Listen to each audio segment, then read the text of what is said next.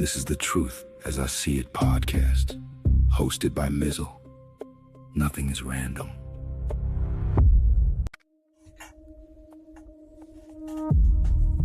Intro. The First Factory. This is the Truth as I See It podcast, hosted by Mizal. And today, we're talking about what might be the biggest Psyop in human American history. Not the one everybody is arguing about online. Not the one wrapped up in politics. I'm talking about the one most of us were placed into before we were old enough to question it. The school system. The place they told you was built to educate you. The place they told your parents was necessary if you were going to become somebody. Sounds beautiful. Until you ask better questions. Because if school was only about education, why did it spend so much time training obedience? Why did children need permission to speak, to move, to use the bathroom? Why were bells controlling bodies like factory shifts? Why were children grouped by age like inventory? Why did grades start measuring worth before children even understood who they were? Why did compliance get mistaken for intelligence? And why did the child who asked too many questions always become the problem? This is where the episode begins. I'm not saying every school never taught anything useful, because that would be lazy. People learned to read in school. People learned math in school. Some teachers cared deeply, changed lives. So no, this is not an all teachers are bad rant. The issue is not every teacher. The issue is the structure. Because a good teacher inside of a flawed structure does not erase what the structure trains, And when you look at the design, the truth gets ugly. The school system did not just teach information. They trained behavior. Sit down. Be quiet. Raise your hand. Wait your turn. Ask permission. Memorize this. Repeat this. Repeat that. Don't move until the bell says move. Then they called that education. That was scheduling. No, that was scheduling. And there's a difference. Again, this is the Truth as I See It podcast, hosted by Mizal. And this episode is titled, The American School System is the Biggest Psyop in History. Train to Obey. Now, this may not be the truth that everybody likes, but it's damn sure the truth as I see it. Nothing is random. You were not educated. You were scheduled. Before school taught content, it taught rhythm. And that matters. The day was chopped into periods. Movement was controlled by bells. The body was assigned a seat. The voice was regulated by permission. The stomach ate when the schedule allowed. Even the bathroom became something a child had to request. An amazing system, right? Take children full of energy, imagination, emotion, instinct, and curiosity. Put them in rows under fluorescent lights. Tell them not to move. And then have the nerve to call that development. The first major lesson was not reading. The first major lesson was submission to structure. A child learns quickly too. I speak when selected. I move when allowed. I eat when scheduled. I leave when dismissed. I succeed when approved. That is not neutral. That is behavioral training. And they gave it soft names like classroom management or being respectful or following directions. Stay on task. But watch what it produces. A child who waits for permission before acting. A child who becomes nervous without instructions. A child who learns quiet compliance is safer than inconvenient curiosity. And then we act shocked when adults need a boss, a degree, government office, or an institution to tell them they are qualified to do any damn thing. Where do you think that came from? People do not magically become permission-based adults. They are trained. 12 years of asking to speak does something to a person. 12 years of bells does something to the nervous system. 12 years of being ranked and corrected does something to the identity. And yes, children do need structure, but structure and conditioning are not the same damn thing. Discipline and obedience are not the same damn thing. Guidance and intellectual containment are not the same damn thing. A child needs direction, but a child also needs space to question. They also need space to build, to fail. They need space to reason, to experiment. They need space to discover their own damn minds, don't they? The school structure prioritized order because order is easier to manage than brilliance. A quiet classroom looks successful. A questioning classroom looks messy. A compliant child is praised. A disruptive thinker is labeled difficult. The bell taught obedience before the textbook taught knowledge. That is the first truth. The Prussian blueprint. Now, let's talk about history. The modern American school model was not invented in a vacuum. Horace Mann, one of the central figures in American public education, traveled to Europe in 1843 and studied school systems there. Accounts of the trip point to his strong interest in Prussian schooling, which was known for state supervision, disciplined organization, teacher training, and mass schooling. Now let's be precise. America did not copy Prussia exactly. History is more complicated than that. But Prussia mattered. It became a model reformers admired because it looked efficient, organized, disciplined, state supervised, capable of taking large numbers of children and producing predictable citizens. And that phrase matters. Predictable citizens. Because Prussia was not building schools to create a nation full of rebellious philosophers sitting around questioning power. Come on. States do not usually spend massive resources teaching people to become harder to govern. They build systems that serve state interests. So when a schooling model is built around order and state formation influences American reformers, the question becomes simple. What was being imported? Just teaching methods or a philosophy of managing childhood? That's the issue. The official story says we're educating children. The hidden story says we're shaping citizens. And those are not always the same goal. Every school teaches two curriculums. The official curriculum says reading, writing, math, science, and history. The hidden curriculum says respect hierarchy, obey schedule, accept ranking, fear mistakes, wait for permission, trade curiosity for approval. That second curriculum rarely appears in the brochure, but it may be the one that sticks around the longest.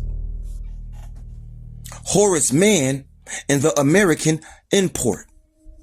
Horace Mann is often called one of the fathers of American public education. He became secretary of the Massachusetts Board of Education in 1837, the loudest advocates for common schools. To be fair, America at the time had real problems: unequal schooling, poorly trained teachers, illiteracy, class division, a growing industrial society, a country trying to create some kind of civic identity. So I'm not saying every reformer sat in a dark room plotting to crush independent thought. That would be cartoonish. The more dangerous truth is a little subtler. They believed order was progress. They believed common schooling could build better citizens. They believed society could be improved by shaping children early. Sounds noble. Until you ask, who defines better? Who decides which values become universal? Who decides what kind of child is considered educated? Because whether an institution says it wants to improve society by shaping children, all of our ears should open. Parents shape children. Communities shape children. Culture shapes children. But when the state shapes children through a compulsory structure, the stakes change. Now childhood becomes public policy. And once childhood becomes public policy, education becomes more than learning. It becomes population design. That phrase sounds heavy because it is heavy. Population design. Creating citizens who can function inside that preferred order. And that is what American schooling grew into. A daily system that trained children to accept a certain rhythm of life. Wake up early. Report on time. Obey the schedule. Perform assigned tasks. Accept evaluation. Compete with peers. Respect authority figures. Move in groups. Do not disrupt the process. Sound familiar? It should. Because schools was not just preparing people for life. It was preparing them for managed life. Be punctual, compliant, measurable, supervised, credentialed, useful. And again, not fully educated, useful. That is the uncomfortable part. The hidden curriculum. This is the center of the episode. Every school tells you what it teaches officially. But the deeper question is what it trained without saying out loud. School trained permission. Ask to speak, leave, move, challenge, use your own body. A child's first relationship to authority becomes, my body is not fully mine inside this institution. My time is not mine's. My voice is not mine until approved. School-trained time obedience. You may be deep in thought, but the bell ends that thought. You may not understand the lesson, but the period moves on. You may need movement, silence, rest, or exploration, but the schedule does not care. The clock is king. School-trained ranking. A, B, C, D, F. Honor roll, class rank, standardized tests, gifted track. Remedial track. Congratulations. You are now a number with a backpack. Before, the bank judged you with a credit score, school judged you with a report card. And people wonder why adults are obsessed with external validation. School trained fear of mistakes. This one is poison. Mistakes are necessary for learning, aren't they? But school often made mistakes feel like shame. Red marks, bad grades, parent disappointment, peer comparison, teacher frustration. Eventually the child learns, do not risk being wrong. Do not speak unless certain. Do not attempt what may fail. Do not explore beyond the Rubik. That is how curiosity gets domesticated. School trained answer dependence. One correct answer. Find it, bubble it, repeat it, move on. But life is not built like that. Money is messy. Relationships are messy. Health is messy. Leadership is messy. Truth is messy. Real problems require judgment, not just memorization. And judgment is hard to standardize. So the system rewarded recall, not wisdom. The hidden curriculum worked, even when the official curriculum failed. A student could forget algebra, but remember how to obey a bell. Forget dates from history, but remember being wrong is embarrassing. Forget chemistry, but remember authority decides when they can speak. That's why structure matters. The lesson was never just on the board. The lesson was in the chair, the bell, the line, the silence, the hall pass. That was the hidden curriculum. Compliance with a diploma on top. The worker class factory. Now let's talk about work. Because school and industrial society fit together a little too neatly to ignore.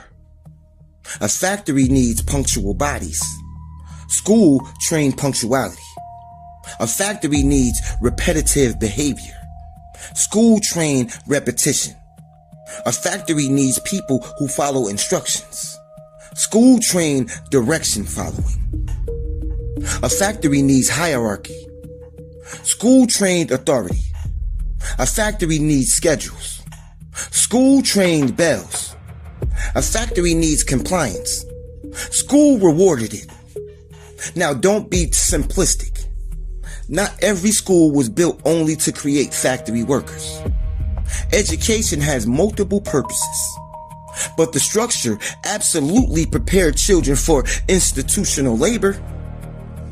The school day looked less like intellectual freedom and more like pre-employment rehearsal. Show up on time. Sit where assigned. Do the work given. Do not interrupt. Do not question the supervisor. Finish within the period. Get evaluated. Move on to the next station. And somehow we were supposed to believe that this was unlocking genius. Please.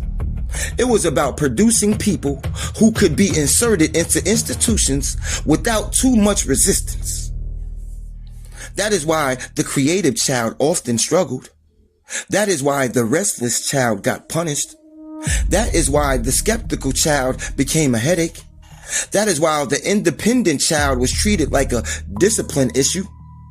Because the classroom did not ask, what kind of mind does this child have? It asked, can this child function inside the arrangement? That is a different question. And once you understand that, school starts looking less like a temple of knowledge and more like the first job most of us ever had. Except we were not paid, huh? We were graded and told it was our future. How damn convenient. Grades, the first credit score. Grades were sold as feedback. In theory, fine. People need to know where they stand. But grades became more than feedback. They became identity. A child gets an A and feels smart. A child gets an F and feels stupid. Not, I performed poorly on this assignment. Not, I need a different method. Not, this method may not capture my ability. No. The child internalizes the label. I am gifted. I am average. I am behind. I am not college material. That is psychological sorting. And it starts early. Before a child understands money, health, ownership, emotional regulation, purpose, or business, they understand ranking. They know who the smart kids are. They know who gets praised. They know who gets trusted. They know who gets treated like a problem. Some adults are still emotionally living inside report cards they got when they were 10 years old. Some adults still believe they are not intelligent because school did not know how to measure them. And that is tragic and functional. Because a person who does not trust their own intelligence is easier to manage.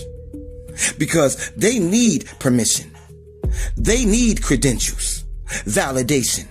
They need somebody else to say, you are allowed to know what you know. Now, some credentials matter. I'm not telling you to get surgery from a man who watched 3 videos and calls himself Dr. Knife. Let's not be stupid. But there is a difference between professional standards and paper worship. School trained people to confuse certification with intelligence. A person can have a degree and lack wisdom, can't they? A person can have no degree and still have deep knowledge. A person can pass tests and fail life. Grades measure something, but they do not measure everything. They do not measure courage, discernment, creativity, resilience, emotional intelligence, practical skill, entrepreneurial instinct, or common sense. But school made people bow to narrow measurements with massive ego. Before the credit score judged your financial worth, the report card judged your intellectual worth. Same psychology, different institution. Same cage, better paint. Now let's talk about the modern version. The school system did not disappear. It upgraded the wallpaper.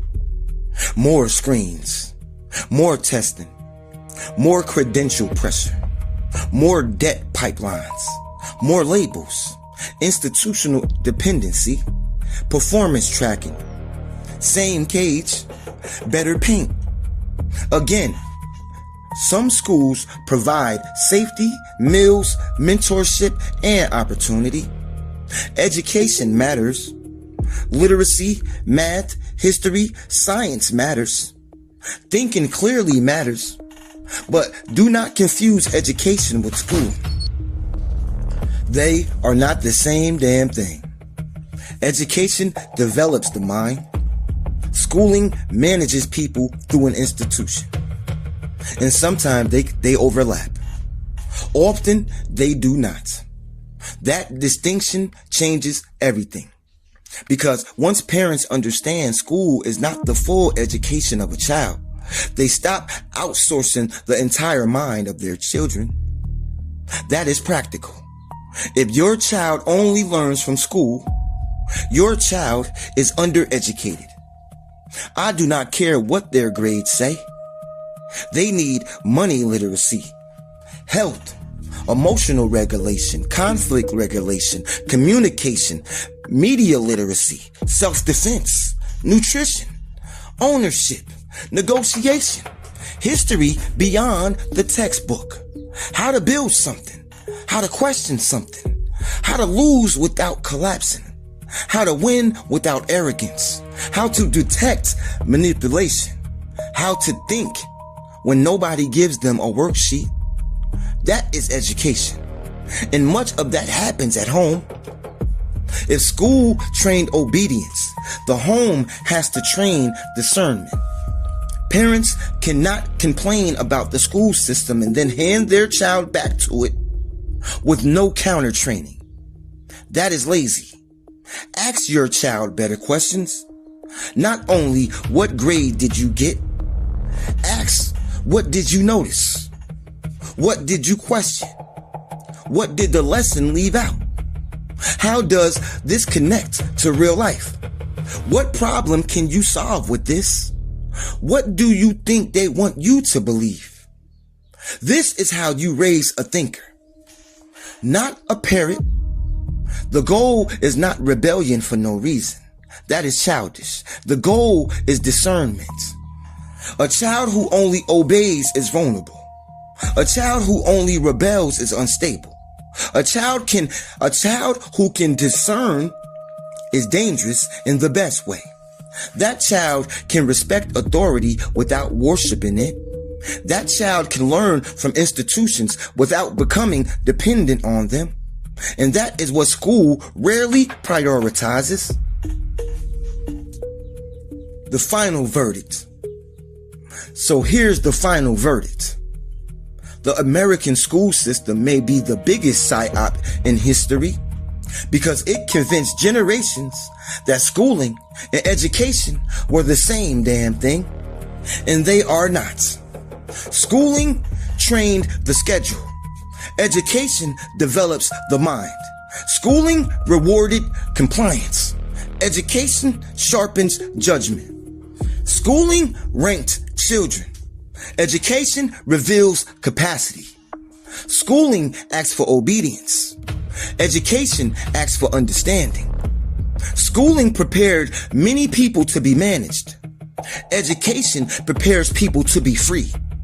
That is the difference. They rarely want examined. They told you school was the path to success. And sometimes it was. They told you school was the path to opportunity. And sometimes it was. They told you school was the path to intelligence. That part is where the lie gets bold. Because intelligence is not created by sitting in rows. Wisdom is not measured by scantrons. Creativity is not born from permission slips. Leadership is not developed by waiting for bells. An independent thought is not produced by punishing inconvenient questions. The biggest lesson was not on the board. It was in the structure, the bell, the desk, the line, the grade, the silence, the hall pass, the schedule, the ranking, the approval. That was the lesson. And once you see that, the classroom stops looking innocent. It starts looking like the first factory you ever worked at. Now, does that mean nobody should go to school? No. Do not be simple. The answer is not ignorance. The answer is reclaiming education from schooling. Learn more, read more, question more, teach your children more, build more, think more. Stop treating grades like destiny. Stop treating credentials like wisdom. Stop treating institution like parents. Stop outsourcing your child's mind. Stop confusing obedience with character. If the structure trains you to obey, your job now is to learn how to see. If it trains you to wait, your job now is to learn how to initiate. If it trains you to memorize, your job now is to learn how to reason. If it trains you to fear mistakes, your job now is to learn how to experiment. That is how you break the spell. Not by becoming anti-education, but becoming truly educated. This is the truth as I see it. Hosted by Mizal. The bell was not just a sound. The grade was not just a score. The classroom was not just a room. And the lesson was never only the lesson, huh? Nothing is random.